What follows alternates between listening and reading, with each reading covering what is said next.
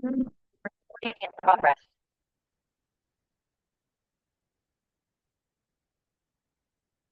Baik, terima kasih atas kesempatan yang telah diberikan kepada kelompok kami. Jadi di sini izin mempresentasikan hasil kerja UAS kami yang berjudul optimalisasi infrastruktur web dan database berbasis kontainer dengan integrasi Windows Domain dan keamanan jaringan melalui router OS. Namun sebelumnya, izinkan saya memperkenalkan anggota kelompok kami yang terdiri dari saya, Dr. Ripasanti, dengan NIM 2210509101. Kedua rekan saya yang pertama terdapat Gusti Putu Yastika Putra dengan NIM 2210509104. Setelah yang terakhir, Kadek Cahya Sugana Griadi dengan NIM 2210509102. Sebelum masuk ke pengerjaan proyek kuas kami, di sini terdapat latar belakang yang menjadi landasan proyek kami. Di mana latar belakang ini ialah perusahaan pembuatan mesin fotokopi yang menghadapi tantangan dalam mengelola infrastruktur TI yang efisien dan aman, terutama dengan server fisik konvensional yang menghambat skalabilitas dan performa. Ada pula solusi teknologi yang kami berikan untuk mengatasi permasalahan tersebut, yaitu yang pertama, Docker. Docker ini digunakan untuk menjalankan aplikasi dan basis data dalam kontainer serta yang efisien dan konsisten. Yang kedua, Windows Domain, di mana Windows Domain ini membantu manajemen autentikasi dan otorisasi yang aman. Yang ketiga, Router OS untuk mengelola QoS dan melindungi jaringan dari ancaman cyber. Serta yang terakhir yaitu integrasi teknologi yang menciptakan infrastruktur yang lebih scalable, aman, dan efisien untuk mendukung operasional perusahaan. Pada UAS ini terdapat juga tujuan proyek yang kami laksanakan. Yang pertama, mengintegrasikan Docker, Windows Domain, serta Router OS. Yang kedua, menciptakan infrastruktur web dan basis data yang scalable, efisien, dan aman. Serta yang terakhir yaitu simulasi untuk memodelkan penggunaan teknologi modern dalam lingkungan yang dinamis. Oke, untuk hardware yang kami gunakan yaitu pertama komputer sebagai server utama sebanyak dua, yaitu Windows dan Ubuntu sebagai server. Yang kedua, komputer pelayan yang terdiri dari dua juga, yaitu untuk menguji. Yang ketiga, switch jaringan untuk digunakan untuk menggunakan Cloudtick dengan software GNS3. Yang keempat, router software GNS3, serta yang terakhir adalah storage eksternal. Untuk software yang kami gunakan, yaitu yang pertama, terdapat Windows Server 2022, Ubuntu Server 20.04 LTS, Docker Ignite, dan Docker Compose Platform, NginX Web Server, MySQL Database Server, serta klien OS sebanyak 2 OS pada Windows 10, serta yang terakhir adalah Winbox. Oke, ini merupakan metode yang kami gunakan untuk menjalankan proyek ini, di mana metode ini bernama PPDIOO. Yang pertama terdapat prepare, plan, design, implement, spread, dan optimize. Untuk itu, selanjutnya kami akan membahas pengimplementasian kontainer yang akan dijelaskan oleh rekan saya, Stika. Untuk itu, tempat dan waktu saya persilakan. Baik, terima kasih atas waktu yang diberikan kepada saya. Nah, di sini saya akan menjelaskan tentang bagaimana caranya tentang membuat kontainer. Dan di mana di sini kami sudah membuat kontainer, yang mana kontainer kami ini kami buat di Ubuntu. Dan di mana kontainer kami ini kami buat ada beberapa bagian. Yang pertama itu ada untuk Nextcloud. Yang ke selanjutnya itu ada untuk web, PHP, Nginx, dan lain sebagainya. Nah, di sini di mana kami membuat kontainer ini, kami bungkus dengan Docker, yang mana Docker Compose, yang mana Docker Compose ini berfungsi untuk otomisasi atau menjalankan seluruh Docker dengan sekaligus tanpa harus menjalankannya secara satu persatu. Nah, di sini kita bisa lihat.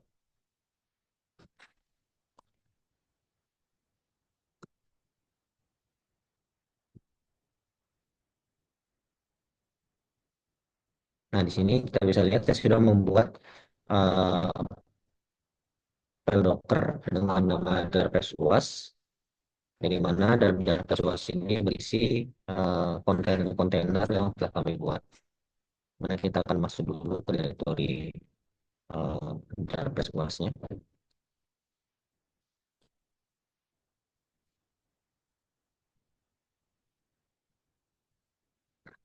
dalam Java SOAS ini saya sudah membuat dua, yaitu Nextcloud dan Web Service.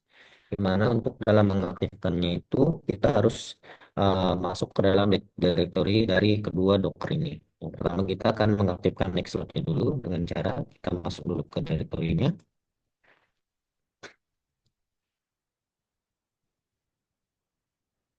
Selanjutnya kita membuat perintah Docker Compose Admin D, di mana Docker Compose Admin D ini berfungsi untuk mengaktifkan semua kontainer yang telah dibuat. Di mana di sini sudah aktif kontainer yang saya buat di Nextcloud, yang mana di sini ada dua kontainer, yang di mana kontainer di Nextcloud DB dan kontainer Nextcloud.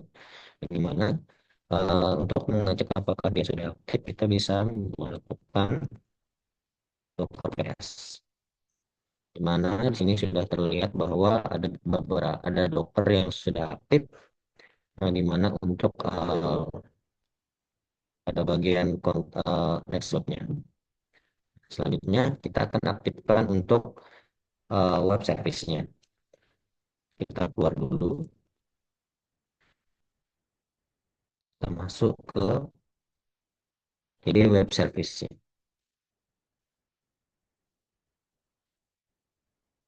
Oke, kita sudah masuk, kita ls. Nah, di sini saya sudah membuat ada beberapa, di mana ada Docker Compose YAML, Nginx, PHP, dan SRC. Di mana dari sini merupakan isi dari web atau indeks webnya. Nah, kita langsung aktifkan saja. Nah, di sini sudah running, di mana ada kontainer yang saya buat di sini, ada web service untuk DB, kontainer DB dengan berbasis PHP admin yang terhubung pada apa namanya, terhubung pada web, dan kontainer web service-nya. Nah, selanjutnya kita akan cek di browser apakah sudah bisa.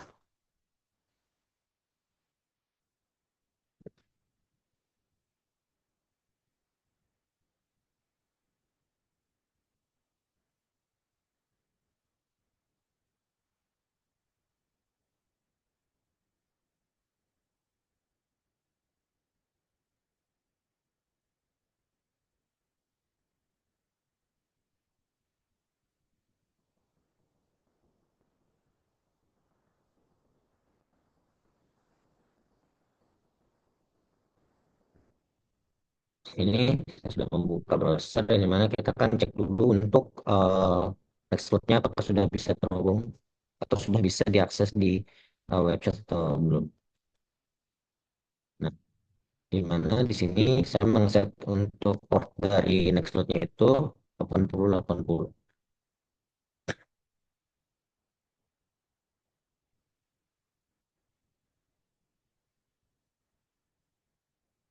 Nah, di mana sudah terlihat di sini bahwa saya sudah bisa mengakses dari Nextcloud-nya.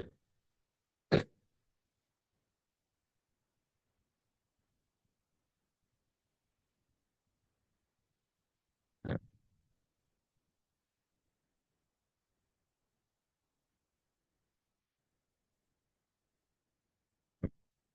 untuk selanjutnya kita akan mengakses dari web service-nya. Di mana di sini saya menggunakan port 8081 untuk mengakses webnya. Di sini sudah bisa terlihat webnya sudah bisa diakses, dan di sini saya sudah menginputkan beberapa data di sini dari website customization, yang di mana website ini kami gunakan nantinya untuk mengelis dari customer-customer kami dari perusahaan fotokopi kami. Di mana kami di sini sudah mengeset untuk ADD, di mana di sini ADD customer ini bisa ditambahkan oleh admin, di mana untuk mengelis dari data-data customernya. Nah, seperti saya akan coba di sini, saya akan menambahkan customer.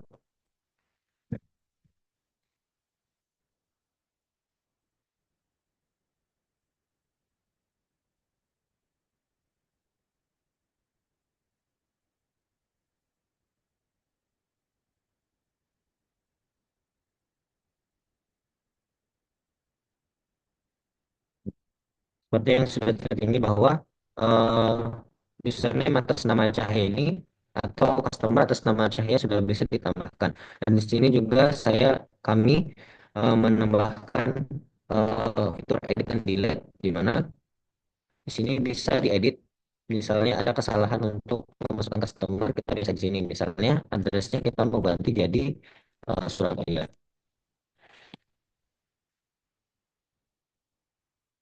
Di sini sudah terganti menjadi Surabaya. Nah, selanjutnya kita juga menambahkan fitur delete, di mana kita bisa mendelete dari customer yang sudah ada. Oke, di sini sudah delete. Nah, untuk hubungan database ini, kami juga membuat interface dari PHP mapping-nya. Nah, di mana kami mengesetnya di localhost dengan port 8082.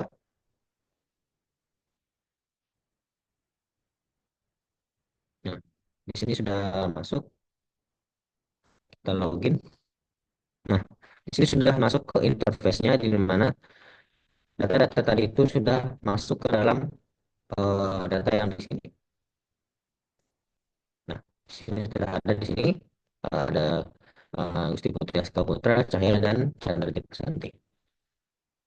Nah, oke baik. Nah, selanjutnya setelah kita mengakses dari eh, kontainer-kontainer atau links dan segala macamnya di Nextcloud, web dan PHP ini, sekarang kita akan mengetes dia di komputer klien lainnya, apakah bisa diakses atau tidak. Dan di sini kita akan tes di Windows, apakah sudah bisa terimport atau belum.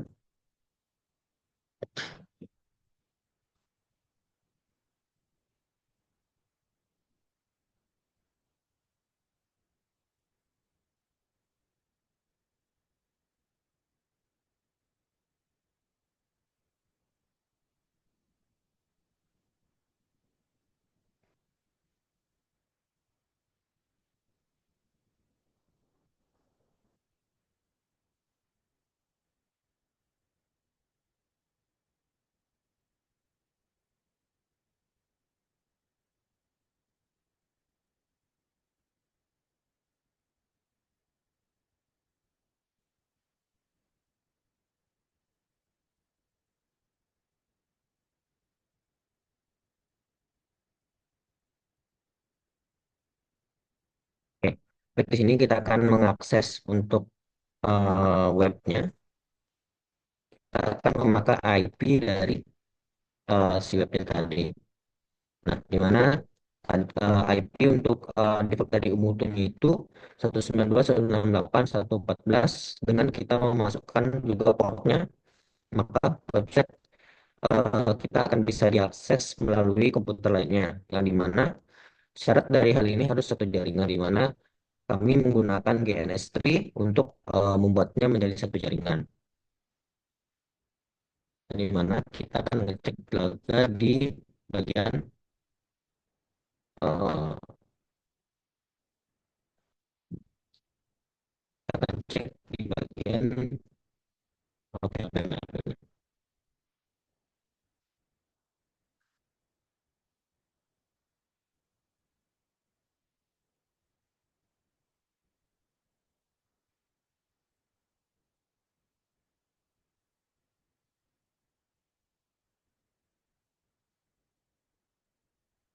oke, di sini kita sudah bisa lihat bahwa PHP ini sudah bisa diakses. Nah, selanjutnya kita akan cek di dashboardnya.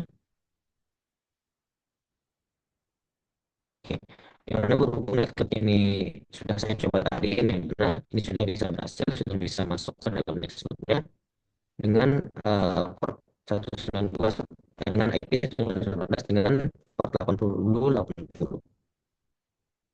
Sini kita bikin dulu.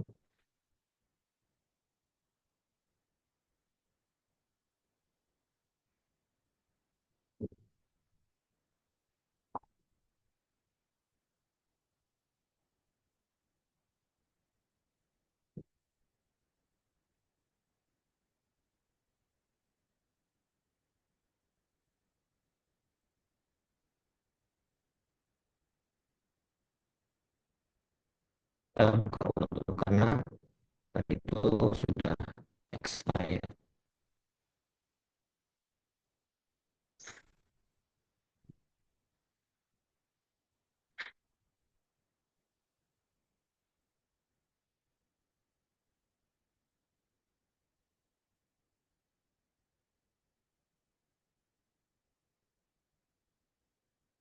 Nah, oke, di sini kita sudah bisa lihat eh, sudah ada di sini ya dari bagian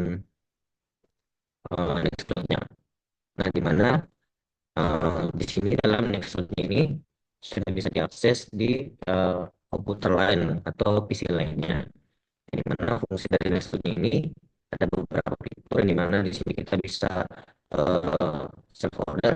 Yang di mana save folder ini kami sudah membuat beberapa folder yang mana ada folder untuk server, fotokopi, penjualan, pemasaran, di mana kami juga sudah mengeset dari activity-nya, di mana bisa melakukan dan antar divisi nantinya, dan sudah juga ada kalender yang di mana nantinya bisa mengeset jadwal pemasaran atau penjualan lainnya, di mana ada Postman, yang Postman ini berguna untuk mencatat laporan keuangan yang sudah dilakukan.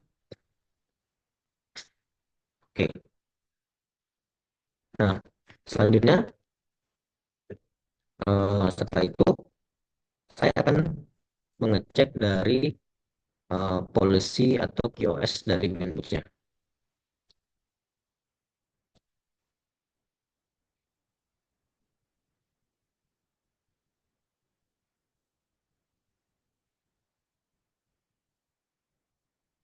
Oke, gimana?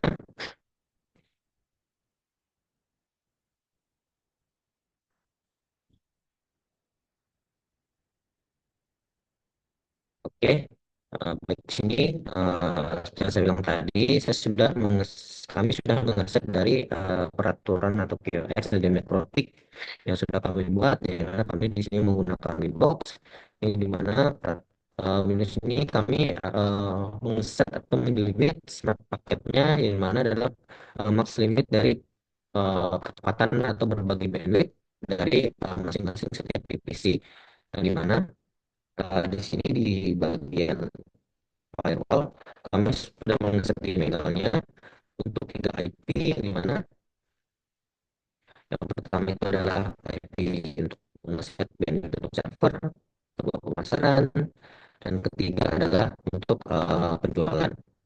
Nah, selanjutnya setelah kita mengecek WhatsApp package di sini, kita masuk ke QQ-nya. Nah, QQ-nya di sini seperti yang sudah bisa lihat sudah ada data yang berjalan, di mana kami sudah mengecek beberapa di server ini dengan eh, server dan penjualan, di mana penjualan ini kami di beberapa itu 8, di mana kami mengeset max limitnya itu menjadi 3 MB. Nah, untuk di server ini kami mengesetnya untuk 5 MB, untuk di pemasaran kami mengesetnya menjadi 4 MB. Nah, sekarang kita akan cek untuk limitnya. Di mana di sini kita akan langsung cek saja pada komputer ini, yang mana komputer ini merupakan komputer di bagian penjualan, di mana kita bisa tes speed test,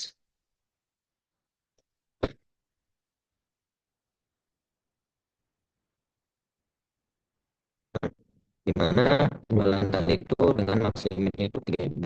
Jadi bandwidth yang tadi itu eh, data yang bisa diakses dari data penjualan itu adalah maksimal itu 3 MB. Setelah kita akan tes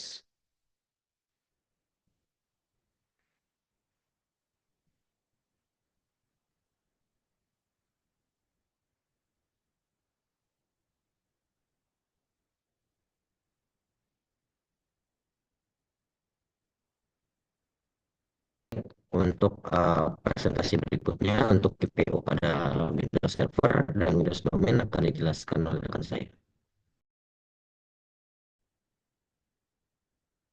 Baik, setelah penjelasan Docker container, Nextcloud, dan lain sebagainya yang sudah saya jelaskan tadi, selanjutnya untuk penghubungannya atau untuk router, mikrotik, dan S3-nya akan dijelaskan oleh rekan saya Cahya.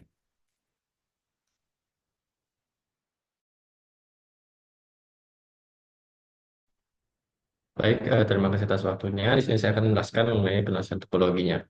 Di mana topologi perusahaan ini dirancang dengan mengintegrasikan teknologi modern seperti kontainer Docker, Windows Server, dan RDOS.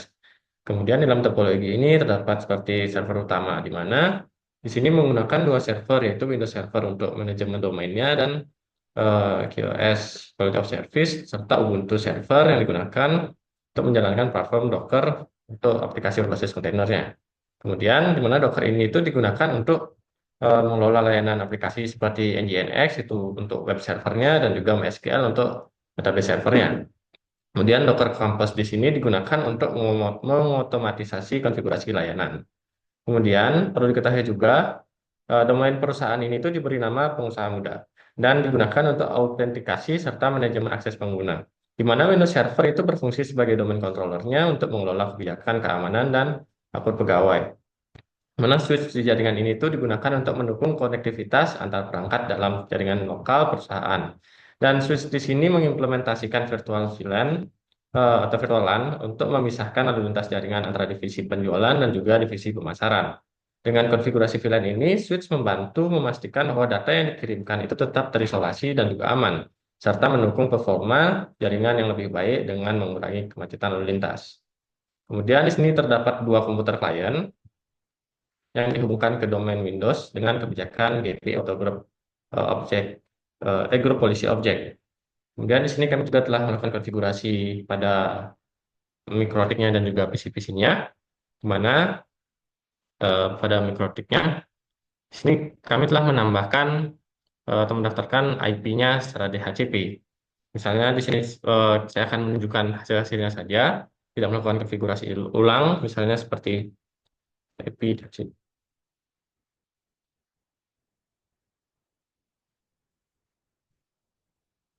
Nah, bisa dilihat bahwa di sini eh, masing-masing switch itu telah diatur DHCP, telah di setup ke DHCP agar dapat IP secara otomatisasi. Kemudian sebelum kami, kami mengaturnya ke DHCP ini, kami juga telah mengatur IP-nya terlebih dahulu. Bisa dilihat di sini. Nah, di mana perlu diketahui bahwa yang tersatu di sini adalah eh, server utama yang langsung terhubung ke NAT. Kemudian untuk switch-switch pada klien itu ada di server 2, ada di Ether 2, Ether 3, dan Ether 4. Kemudian di sini juga pada awal mulanya itu kita mendaftarkan DHCP pada IP pada kliennya.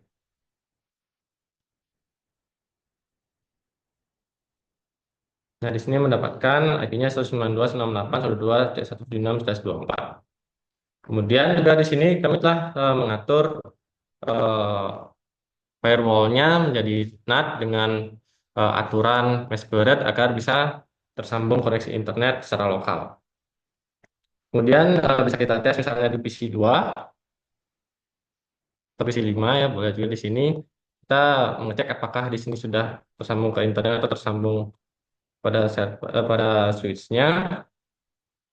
Jika di sini sudah tersambung, dia akan muncul Dora dan memberikan IP-nya. Kemudian kita juga bisa mengetes apakah di sini sudah tersambung ke internet atau belum dengan ping 888 atau boleh juga google.com. Nah, di sini sudah terlihat tersambung. Mungkin kita coba ke IP di switch satunya itu PC di switch satunya itu PC 2. Sama di sini kita juga mengeteskan IP di HCP, maka di sini akan secara otomatis mendapatkan IP-nya. Kita juga di sini melakukan ping tersambung. Kemudian terakhir kita coba mengeping dari PC satu ke PC lainnya. Misalnya di PC 5 kita coba ngeping PC 2 dengan IP-nya 192.168.2.14.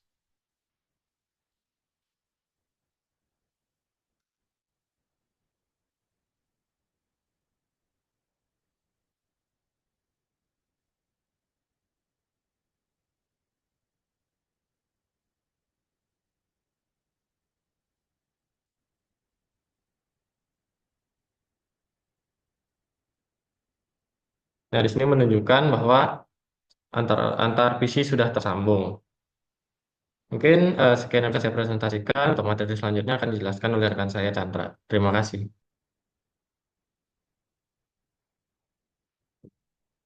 Baik, terima kasih atas kesempatan yang telah diberikan kepada saya. Jadi di sini saya akan menjelaskan Windows yang kami terapkan pada proyek UAS ini. Yang pertama yaitu Windows Server, di mana Windows Server ini nantinya akan berisi tentang Windows Domain. Untuk itu ini merupakan tampilan Windows Server yang telah kami rancang. Di sini akan terdapat Windows Domain yang telah kami rancang. Untuk yang langkah pertama pada pembuatan Windows Domain ini adalah kita meng-create sebuah user untuk dijadikan pada domain Windows Client. Untuk itu kita akan mengarah ke tools. Ini sudah membuka Active Directory user dan komputer. Di sini kami sudah merancang pada perusahaan fotokopi ini, kami merancang dua divisi, yaitu divisi pemasaran serta divisi penjualan. Untuk divisi pemasaran terdapat Chandra, yaitu di divisi penjualan terdapat Cahya dan Yastika. Untuk itu, ini merupakan domain dari proyek kita, yaitu pengusahamuda.com. Di sini pada Windows Domain atau Windows Server ini akan saya terapkan beberapa group policy management yang nantinya akan mengatur user pada komputer klien untuk melakukan pekerjaannya di sana. Nanti terdapat beberapa aturan. Di sini saya sudah men-set bahwa terdapat 4 aturan. Yang pertama pada divisi pemasaran, pada divisi penjualan. Di sini juga terdapat instalasi Nextcloud serta instalasi Notepad. Untuk itu saya akan menjelaskan pada bagian pertama. Sebelumnya saya reminder bahwa aturan divisi pemasaran dan penjualan ini sama settingannya, cuma nanti saya membuat ini menjadi dua aturan agar mudah melakukan perubahan jika terdapat perubahan pada penyetingan setiap divisi. Untuk itu saya di sini akan mengimplementasikan pada pemasaran saja.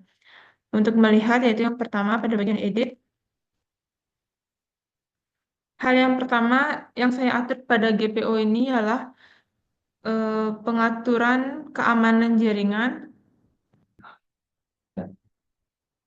Baik, pada pengaturan ini saya akan mengatur pada pengaturan jaringan di sini.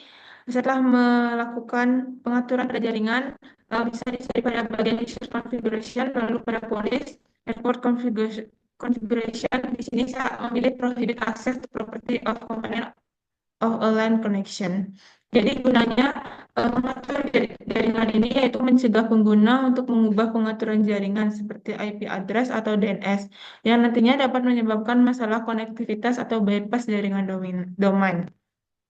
Lalu yang selanjutnya saya akan mengatur pada akses ke kontrol panel dan akses ke command prompt. Oke, selanjutnya pada pengaksesan kontrol panel ini, saya telah mengeset bahwa kontrol panel tidak bisa diakses oleh komputer klien. Hal ini bertujuan untuk membatasi pengguna untuk mengakses pengaturan sistem yang nantinya dapat mengganggu konfigurasi penting, seperti menonaktifkan perangkat keras, mengubah jaringan, serta pengaturan jaringan. Di sini saya sudah melakukan enable, berarti pada komputer klien nanti tidak akan bisa mengakses kontrol panel. Saya akan mengakses untuk GPO pada bagian command prompt. Jadi di sini tujuannya ialah menghindari akses pengguna ke command prompt untuk mencegah mereka menjalankan perintah yang dapat membahayakan sistem nantinya. Di sini saya sudah mengakses bahwa command prompt enable, jadi pada komputer klien tidak bisa mengakses pada bagian command prompt. Di sini peraturannya terdapat pada sistem bagian user. Oke, selanjutnya. Oke, untuk GPO selanjutnya yaitu pengaturan kata sandi pada komputer klien nantinya. Di sini terdapat akun polis, lokal polis, serta event log. Namun saya di sini akan mengeset pada bagian akun polis, password polis. Jadi di sini saya mengeset bahwa eh, klien minimal memasukkan panjang password sebanyak 5 huruf ataupun 5 angka yang nantinya akan dilakukan kombinasi. Hal ini bertujuan untuk memberikan keamanan yang lebih ketat kepada komputer klien. Selanjutnya, pada akun local police akan diset bahwa jika user memasukkan 5 kali password salah, maka akun akan terkunci, di mana akun ini akan terkunci selama waktu 30 menit. Hal ini bertujuan untuk memberikan keamanan yang lebih ketat pada sistem yang sistem pada komputer klien. Di sini saya tidak ada mengatur pada bagian eh, Kerberos Polisnya. Oke, itu merupakan beberapa aturan pada kata sandi yang nantinya akan berguna untuk memberi keamanan pada bagian komputer klien. Oke, GPO selanjutnya yaitu mengatur homepage setting pada bagian Explore nanti. Jadi di sini saya mengatur bahwa Instagram akan muncul pada bagian homepage pertama. Hal ini bertujuan untuk melakukan pekerjaan pada bagian divisi pemasaran. Jadi dia akan melakukan pemasaran pada bagian Instagram. Oleh karena itu saya akan mengeset bahwa pada bagian awal homepage akan disetting Instagram. Di sini saya sudah mengklik bawah enable. Lalu eh, Instagram ini akan diatur pada bagian halaman homepage dan di sini homepage-nya yang berisi domain dari Instagram tersebut. Oke, selanjutnya saya akan mengatur untuk share ataupun pendownloadan file otomatis, mohon maaf, aplikasi otomatis pada Windows Client, di mana jika server melakukan instalasi aplikasi, maka jika di-share pada Windows Client akan terinstall juga.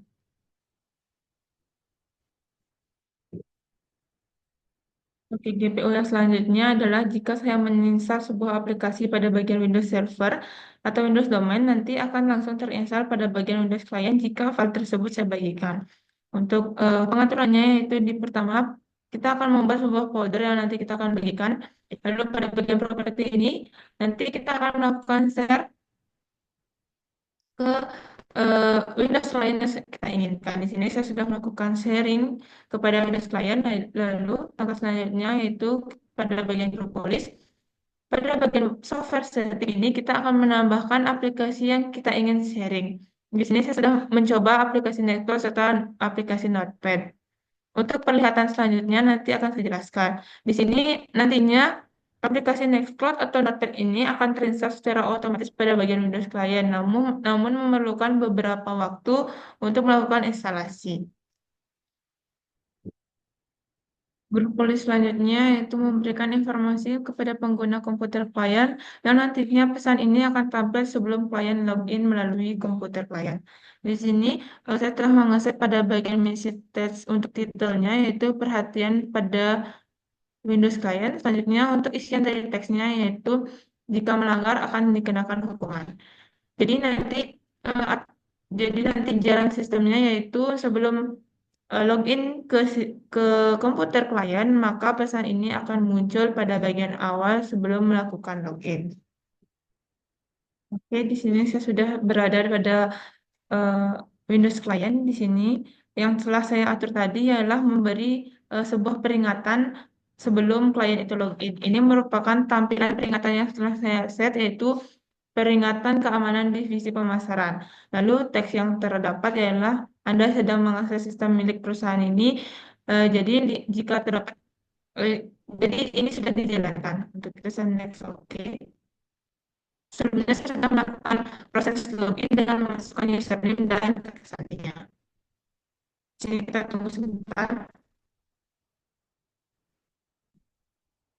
Oke, ini merupakan tampilan pada Windows Client. Di sini sudah terinstall aplikasi Notepad. Namun sebelumnya aplikasi ini saya sudah install dari eh, satu hari yang lalu. Jadinya baru terlihat bahwa aplikasi Notepad sudah terinstall. Untuk aplikasi Nextcloud belum terlihat. Namun saya sudah setting pada GPU Windows servernya atau Windows domainnya bahwa sudah menginstal pada bagian Nextcloud. Untuk itu, saya akan mengatur pada bagian pertama, yaitu membuka kontrol panel. Seperti yang kita ketahui, untuk tadi, saya sudah mengeset bahwa klien tidak bisa mengakses kontrol panel. Di sini akan terdapat himbauan bahwa klien tidak bisa mengakses kontrol panel. Selanjutnya, yaitu pada bagian command prompt.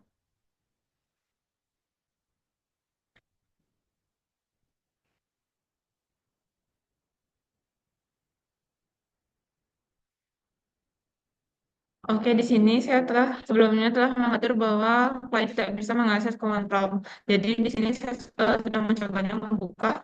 Jadi di sini klien tidak bisa mengakses command prompt. Selanjutnya yaitu pada bagian Internet Explorer, jika kita mengklik internet, maka dia langsung mengarah ke Instagram. Seperti yang saya jelaskan sebelumnya, bahwa GPU itu bertujuan untuk agar pegawai langsung bekerja di Instagram pada divisi pemasaran. Di sini jaringannya sedikit loading, jadi kita tunggu. Saya sudah terlihat bahwa domainnya akan menuju ke instagram.com.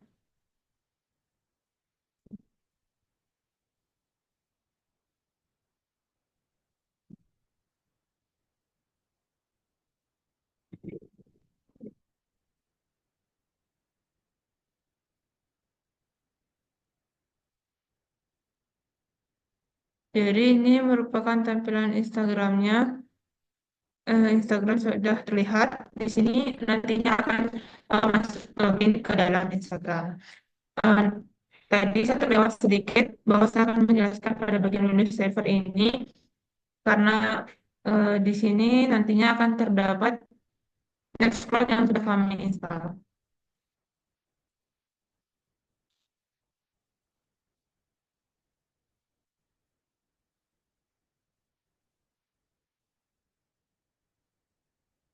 Di sini kami sudah menginstal Nextcloud.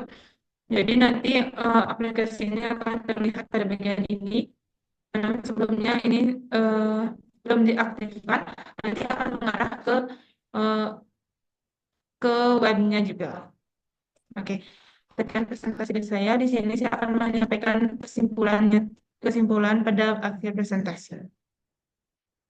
Oke, dari segala yang telah kita sampaikan tadi, bahwa di sini saya dapat simpulkan bahwa proyek ini menawarkan solusi komprehensif untuk mengatasi tantangan infrastruktur teknologi informasi yang dihadapi oleh perusahaan modern.